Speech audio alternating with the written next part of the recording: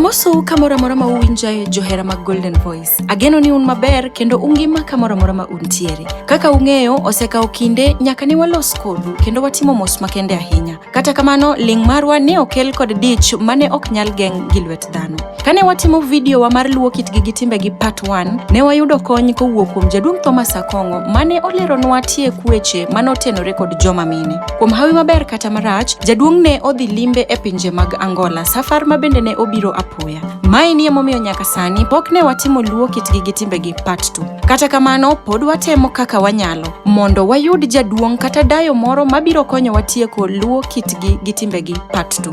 Kapod chenro mar menyo no dhi nyime, juma manyien wabiro loso kuom timbe luo Manene. Wayudo ni ndalo machon ne nitiere gik mane dewa kod kwerewa ne timo ma ok watim sani. Kuom ranyisi, ndalo machon nyithindo manyiri ni itero e siwinde, kama ne ipuonjogi yore mag dak gi kaka ne ginyalo dak adimba. Wayudo bende ni ndalo machon ne nitiere tero buru. Mae ni ne en nyasi makende mar ko jal manotho mondo mi ne odhi oyue gi kwe. Ne magi kod moko mathoth, kik iwe ma okitudori kodwa juma mabiro kama wabiro keto e lela timbe luo Manene achiel kachiel. Ne jogo mawinjowa mokwongo, iluongowa ni The Golden Voice. YouTube, Instagram, Twitter kod Facebook iyudowa at The Golden Voice Kenya. Erouru kamano kuom winjo maru kendo kuom bedo johera masinani mar The Golden Voice. Wahero uduto te machalre.